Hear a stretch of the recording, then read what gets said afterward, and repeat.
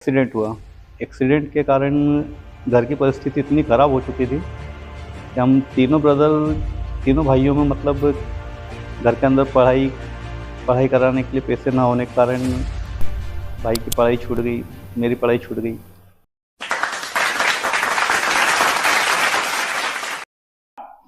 नमस्कार साथियों, जैसा कि मैं आज आप सभी को बताना चाहूँगा, मैं Kamlesh Surwade as electric engineer railway station Burhanpur पे कार्यरत हूँ।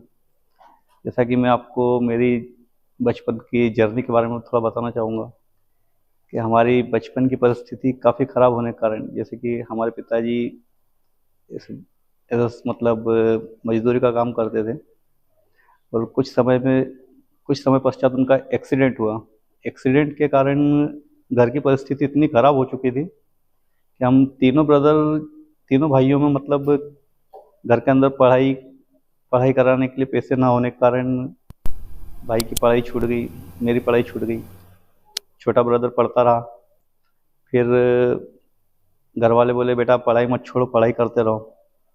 पैसे ना होने के कारण हमें कॉलेजेस के अंदर 5 रुपये रोज से स्कूल के अंदर कॉलेज के बच्चों को पानी पिलाया हम लोगों ने। फिर वहाँ से 5 रुपये रोज मिलते थे। आंगनवाड़ी के अंदर मम्मी आंगनवाड़ी से सत्तू लाती थी, वो सत्तू की रोटी बना के हमें खिलाया है। उसके बाद में जैसा कि उसके अंदर से जो शक्कर निकलती थी, उस शक्कर के अंदर पानी घोल के और आंगनवाड़ी का जो आटा रहता है सत्तू का, उसकी रोटी और शक्कर का पानी ये मिक्स करके हमने खाया है। और पिताजी का इलाज भी करवाया है। पिताजी का इलाज होने के बाद में भी फिर कुछ समय बाद भगवान को हमारी मतलब परिस्थिति अच्छी नहीं लगी। उसके बाद बड़े ब्रदर का एक्सीडेंट हो गया। बड़े ब्रदर का एक्सीडेंट होने के बाद में फैमिली कंडीशन इतनी ख़राब हो चुकी थी कि इतना ज़्यादा कर्जा हो चुका था कि पिताजी घर से बाहर नहीं निकलते थे। और भाइयों, बड़ा ब्रदर, छोटा ब्रदर, सभी मतलब पूरे घर के हालात ख़राब हो चुके थे, जिस कारण मुझे मजबूरी में पढ़ाई छोड़ना पड़ी।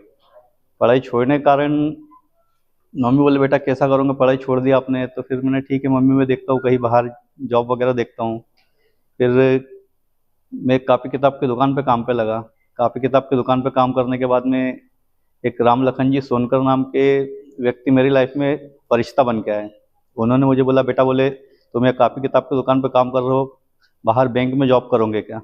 मैंने ठीक है अंकल, मैं बाहर जॉब करने को तैयार हूँ। तो वह मुझे लेकर गए, बोले बेटा आपको बैंक में पानी पिलाना है और यहाँ मतलब डॉक्यूमेंट्स इधर से उधर करना है। तो मैंने ठीक है सर। फिर उस बैंक के अंदर मैंने मतलब इतना लगन से और मेहनत से काम करा कि वहाँ मुझे मतलब वहाँ के लोगों ने खुद बोले बेटा आप बोले पढ़ाई करो, बोले आप पढ़ाई छोड़ो मत। फिर उन्होंने मुझे मतलब वहाँ से प्रेरणा दी। वहाँ अतुल मोरे जी और जितेंद्र नौलखे जी, इन्होंने मुझे पढ़ाई के लिए बहुत सपोर्ट करा। बोले बेटा आप जो ये डॉक्यूमेंट्स इधर से उधर करते हो तो मॉर्निंग में थोड़ा जल्दी आओ और आपकी पढ़ाई चालू रखो। उन्होंने मेरे मतलब 10वीं के प्राइवेट फॉर्म भरवाए और पढ़ाई के लिए मुझे समय देते थे। फिर पढ़ाई वहाँ से करवाते थे मुझसे और आगे के मतलब जनरल नॉलेज के बारे में भी काफ़ी बताया। फिर मेरे फॉर्म भी उन्होंने ही, रेलवे के फॉर्म भी उन्होंने ही भरवाए, बेटा आप यहाँ से वैकेंसी के लिए भरो।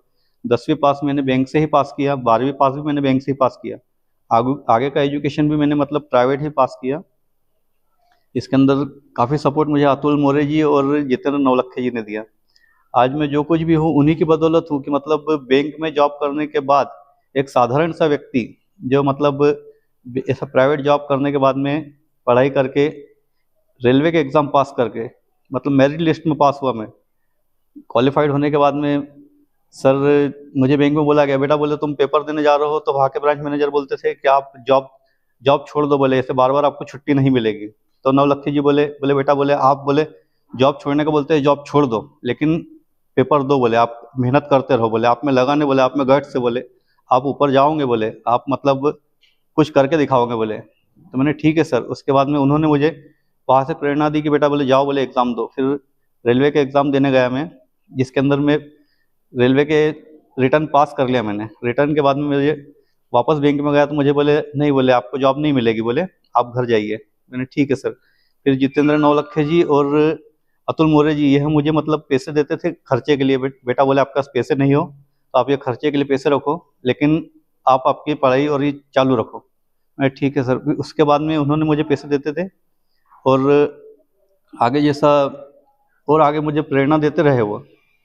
फिर जैसे मैं फर्स्ट एग्जाम पास किया तो बोले बेटा तुम एक सीढ़ी चढ़े हो, दूसरी सीढ़ी भी चढ़ोगे बोले।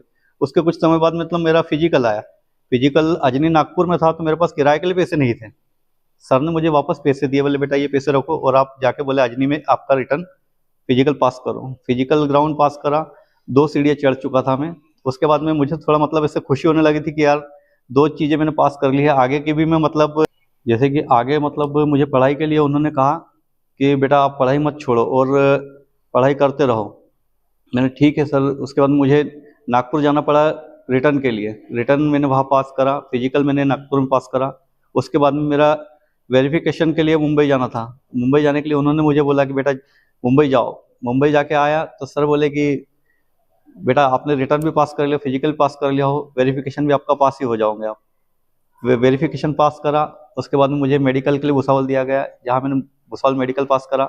और जब वापस मैं उसी बैंक में गया तो वहाँ नौकरी के लिए मुझे मतलब सारी प्रोसेस मेरी पूरी हो चुकी थी लगभग लगभग। मुझे रेलवे की जॉब का ऑफर आ चुका था, मेरा मतलब कॉल लेटर आ चुका था।